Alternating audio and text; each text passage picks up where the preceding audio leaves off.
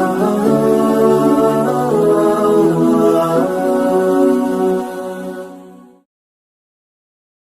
billahi minasy syaithanir rajim. Bismillahirrahmanirrahim. Ya ayyuhalladzina amanu kutiba alaikumus shiyam kama kutiba alal ladzina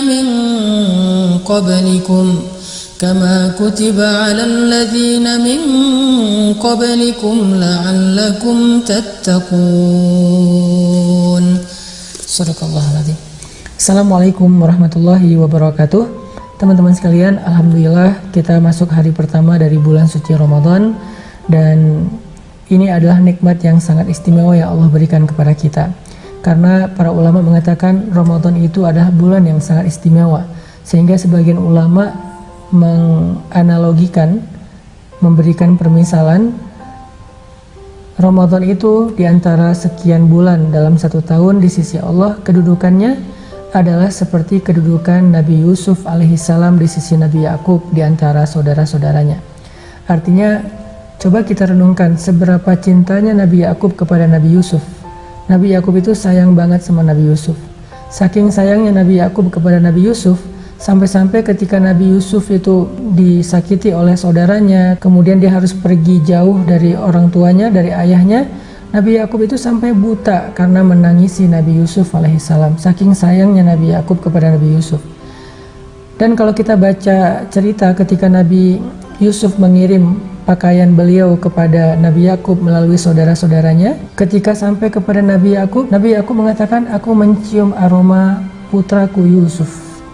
Lalu pakaian Nabi Yusuf diusapkan ke wajah Nabi Yakub, sehingga dengan izin Allah maka Nabi Yakub kembali bisa melihat setelah sekian lama dalam keadaan buta. Itu gambaran saking sayangnya Nabi Yakub kepada Nabi Yusuf. Maka begitulah kurang lebih istimewanya kedudukan bulan Ramadan di antara bulan-bulan yang lain di sisi Allah Subhanahu wa taala. Apa sih pelajarannya buat kita di sini? Ini karena kita sedang di awal Ramadan, saya pengen ngajak teman-teman untuk merenungkan, kita itu bukan lagi ketemu dengan bulan biasa. Kalau ibarat Ramadan itu adalah manusia, kita bukan lagi ketemu dengan orang biasa, tetapi kita lagi ketemu dengan seorang tamu yang sangat istimewa, dan dia yang paling disayang oleh pencipta alam semesta. Sehingga siapapun yang memuliakan tamu ini, kemudian menjadi teman dekat tamu ini, bersahabat dengan tamu ini, maka dia juga akan menjadi orang yang sangat istimewa di sisi Allah Subhanahu wa ta'ala. Ulama juga mengatakan bulan Ramadan ini di antara bulan-bulan yang lain kedudukannya adalah seperti matahari di antara bintang. Dan kita tahu bintang itu hanya terbit di malam hari, hanya muncul di malam hari ketika matahari terbenam. Tetapi ketika matahari terbit, maka bintang-bintang itu akan tenggelam dan hilang oleh cahaya matahari. Begitu juga dengan Ramadan. Artinya seolah-olah kalau kita beribadah selama 11 bulan dengan segala macam bentuk ibadah, lalu ketika datang bulan Ramadan kita melakukan satu saja jenis ibadah, maka ibadah kita itu bisa mengalahkan semua pahala dari ibadah-ibadah kita selama satu tahun. Ini pentingnya Ramadan. Makanya hanya orang yang rugi yang ketika Ramadan dia kehilangan kesempatan untuk beramal solih. Rugi banget orang yang ketika Ramadan ibadahnya sama dengan bulan-bulan yang lain, apalagi sampai lebih sedikit daripada bulan-bulan yang lain.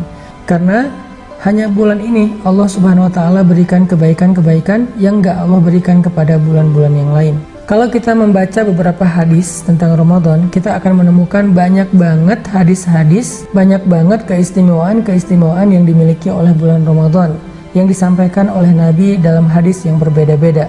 Di antaranya Nabi mengatakan Ramadan itu adalah bulan diturunkannya kitab suci, bukan hanya Al-Quran, tetapi juga kitab sucinya Nabi Ibrahim diturunkan di awal Ramadan, kitab sucinya Nabi Musa diturunkan pada tanggal 6 Ramadan, kitab suci Nabi Musa, kitab suci Nabi Isa, termasuk kitab suci Al-Quran, semuanya diturunkan di bulan Ramadan. Ini menunjukkan bahwa Allah memilih bulan ini di antara 11 bulan yang lain untuk Allah turunkan firman-Nya, ayat-ayatnya yang mulia, Karena Allah menjadikan bulan ini termasuk bulan yang paling mulia di antara bulan-bulan yang lain. Sehingga Nabi SAW sendiri biasanya mengkhatamkan Al-Quran setiap bulan 1 kali. Kecuali bulan Ramadan, Nabi biasanya mengkhatamkan Al-Quran di bulan Ramadan itu 2 kali bersama dengan Jibril alaihissalam. Kenapa? Karena bulan Ramadan itu bulan yang sangat istimewa. Jadi kalau bulan Ramadan itu Jibril turun ke dunia, duduk bersama Nabi di Raudhah, kemudian Nabi membaca Al-Quran dan Jibril menyimak sampai selesai. Itu bulan Ramadan. Makanya Allah berfirman, Syahrul Ramadan alladzi unzila fihil Quran. Bulan Ramadan, bulan yang di dalamnya Allah turunkan Al-Quran. Ulama juga mengatakan dari hadis-hadis Nabi bahwa bulan Ramadan itu bulan ampunan dosa dan bulan dibebaskannya dari api neraka. Sampai ada sebuah hadis Nabi mengatakan, setiap malam di malam-malam Ramadan Allah memerdekakan atau membebaskan hamba-hambanya dari api neraka. Setiap malam. Kebayang gak teman-teman, berapa orang setiap malam di malam-malam Ramadan yang Allah panggil namanya, walaupun kita nggak mendengar, tetapi malaikat yang akan menjadi saksi karena malaikat mendengar. Allah panggil namanya, nama yang ada di KTP-nya. Dan Allah katakan, Fulan bin Fulan, Fulanah bintu Fulan, dijamin terbebas dari api neraka. Itu adalah kemenangan yang luar biasa. Kalau kita dijamin bebas dari api neraka. Sekarang aja orang bebas dari penjara kayak merdeka banget gitu. Ini bebas dari seburuk-buruk siksaan, seberat-berat hukuman, yaitu api neraka. Dan itu terjadi setiap malam-malam Ramadan. Sehingga Nabi sampai mengatakan, man qama Ramadan imanan wahtisaban ghufira lahu ma taqaddama min dzambi. Siapa yang malam-malam Ramadan melakukan ibadah qiyamul lail, yaitu sholat tarawih atau tahajud, maka Allah akan hapuskan dosa-dosanya. Itulah kenapa kita dianjurkan tarawih di bulan Ramadan sebanyak-banyaknya.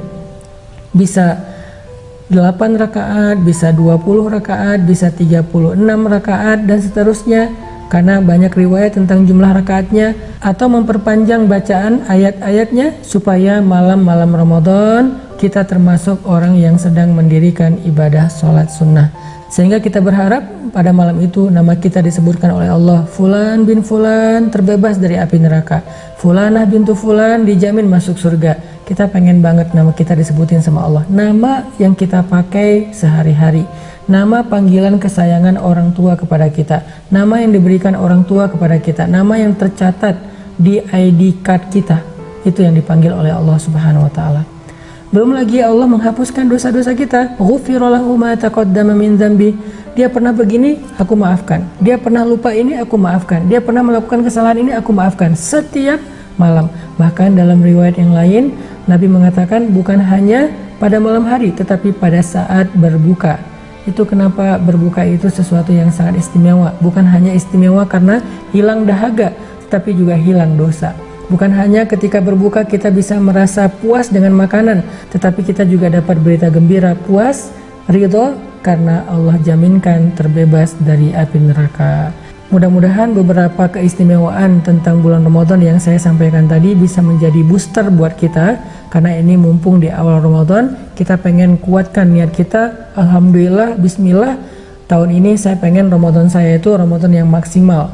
Walaupun mungkin secara kondisi sekarang kita lagi di rumah aja, tapi justru itu kesempatan, karena kita pengen Ramadan kita nggak terganggu dengan kerjaan di luar, nggak terganggu dengan kegiatan-kegiatan ngabuburit dan segala macam. Ramadan maksimalkan dengan Al-Quran, maksimalkan Ramadan dengan Qiyamul Lail, maksimalkan Ramadan dengan ibadah.